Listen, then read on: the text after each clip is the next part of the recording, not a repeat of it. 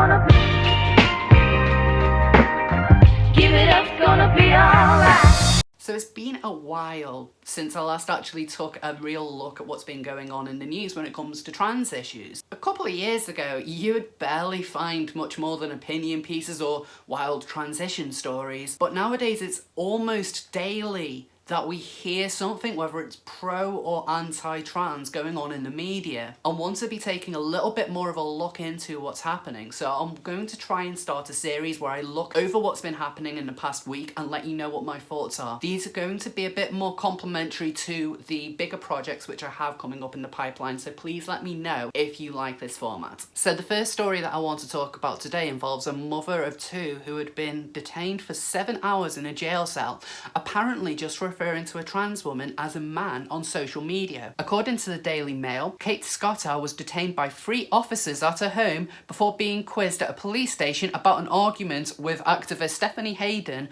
over so-called dead naming. Speaking on Mumsnet, Scottow said that she'd been given a court order that bans her from referring to her accuser as a man, and said, "I was arrested in my home by 3 officers with my autistic 10-year-old daughter and breastfed 20-month-old son present. I was then detained for 7 hours in a cell with no sanitary products, which I said I needed, before being interviewed and then later released under investigation. I was arrested for harassment and malicious communications because I called someone out and misgendered them on Twitter." Confirming the arrest, Hertfordshire Police said, "We take all reports of malicious communication seriously." So has some actual harassment really happened? One of the only things we really know about this is that Hayden was referred to as a male on social media. Personally, regardless of my thoughts on Stephanie Hayden, which I'm going to go into in a moment, I am not for the misgendering of trans women, as I myself am a trans woman.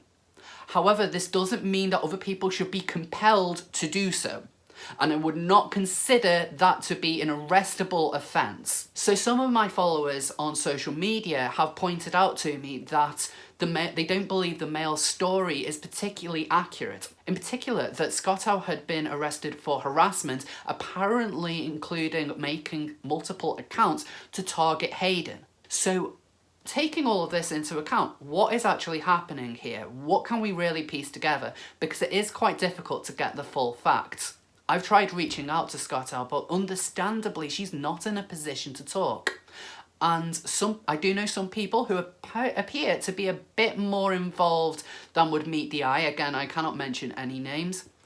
But not many people really able to give much detail, so we only have Stephanie Hayden's story to go off.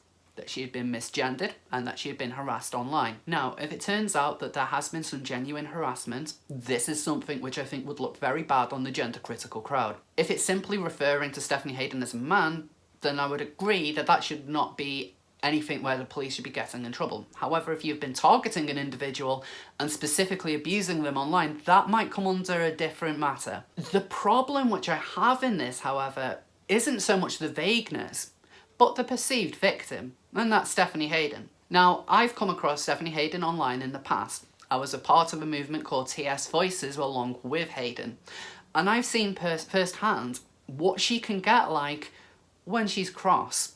And to say she has a thin skin is kind of putting it a little bit lightly.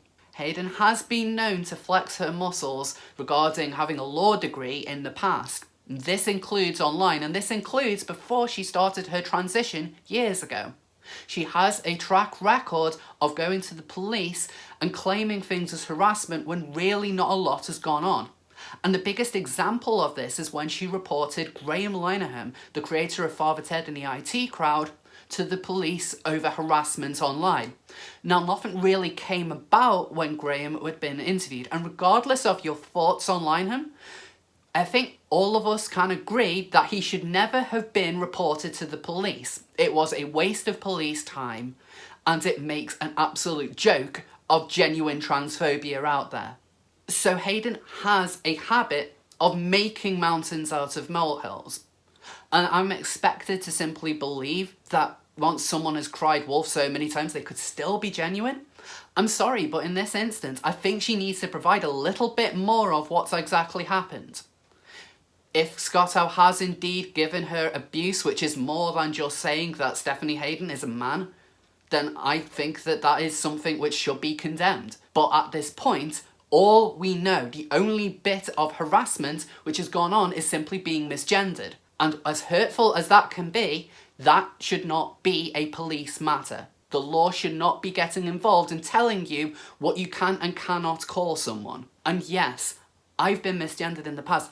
It is not nice. But that doesn't mean the state should be able to tell you what you can and can't talk about. Hopefully we'll get more information on exactly what's taken place between Scotto and Hayden in due course. I'm sure more is going to come out.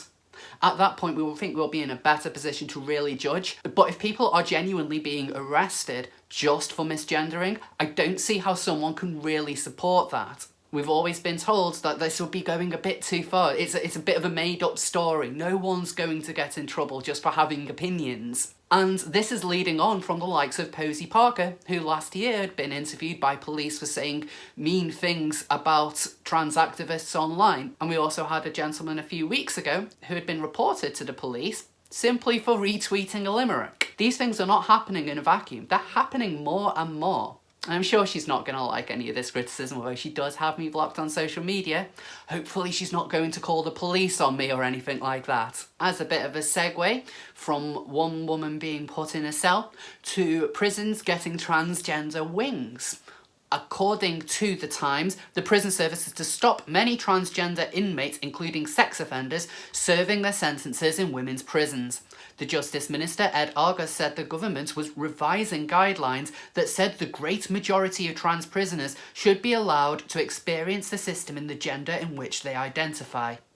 A lot of this has come about following Karen White, a convicted sex offender who retains her male genitalia, and she was allowed to stay in a Newhall women's prison near Wakefield where she sexually assaulted 2 female prisoners. According to Argar, he said, "We take the Karen White case very seriously. New guidelines will be published shortly to ensure that the policy continues to strike the right balance between ensuring that all female prisoners are kept safe and that transgender prisoners have their rights respected." As a result of the White case, the Justice Ministry said it had already made the difficult decision to move a small number of transgender women back into the male estate. So it should have been obvious from the outset that you can't just allow someone to self-identify as a woman and then let them go into the women's prison when they've not even really gone through any kind of treatment. Karen White is the perfect example of someone taking advantage of the trans rights movement, and as a result of that, people were sexually assaulted. When it comes to the issue of prisons, I am admittedly a little bit conflicted. I do think that if a trans woman was to go into a female prison, at the bare minimum, they should have already had their surgery. I don't think it's fair to be putting people with penises in places where there are people without penises, where they're going to be sharing almost every waking moment together. This is a recipe for disaster, and unfortunately 2 women became victim to this. I do think that more needs to be done there. That whether the idea of a trans wing in general would be good, it certainly seems like a compromise at the outset. We could end up with some similar problems if you end up with putting post-operative trans women who have transitioned in every way imaginable in with the likes of Karen White. Doesn't take a genius to assume that those trans women who are completely through their transition could ultimately become victims of sexual assault themselves. If there are indeed going to be trans wings, this really should not just be who self-identifies and then put them in there. Self-ID is not going to be the answer to this question. I think that a lot more might need to be done, and I think that if people have gone through all their treatments and can really show that they are not going to be a risk for the other prison population, then I wouldn't have that much of an issue. But Karen White was a sex offender. We knew that. Putting a sex offender with a penis in a women's prison is not a good idea. Hopefully there is a bit more research being done on this whole topic.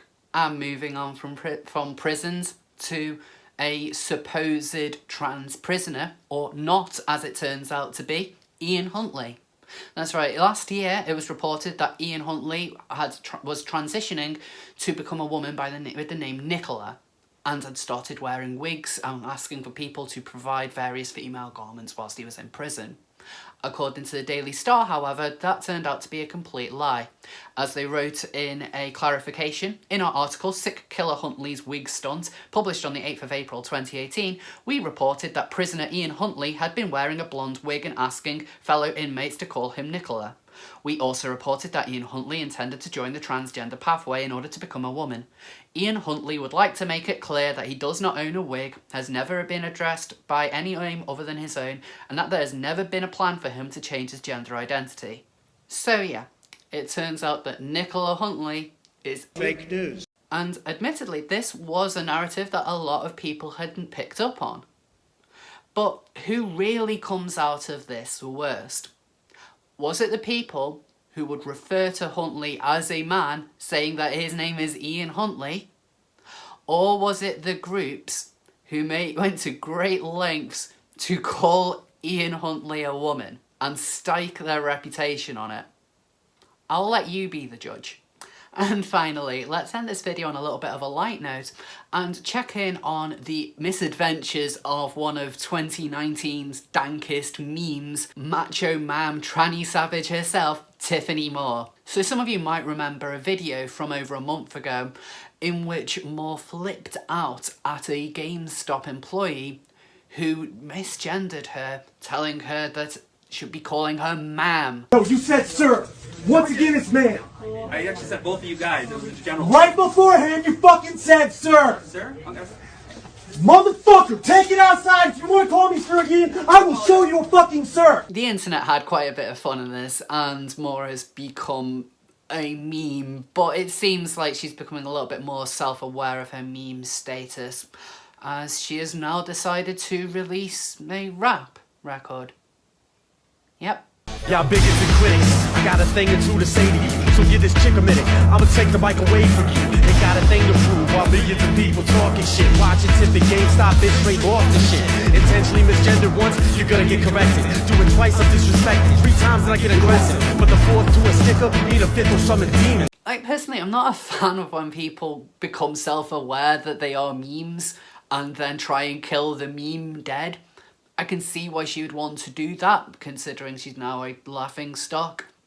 But who knows, we might end up with a Chris Chan situation of someone only making the situation worse and worse, encouraging the trolls.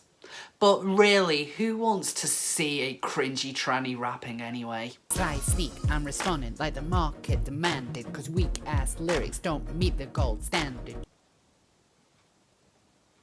Yeah, I'm just going to move on now. So I hope that you enjoyed this video. And this was completely unscripted, but I want to do a little bit more videos like this on an almost weekly basis, running over exactly what's happening, just letting you know what my thoughts are. So if you liked the video, please leave a comment down below and like and subscribe and all of that stuff that I used to say and I'm now saying again. And I will see you all next time.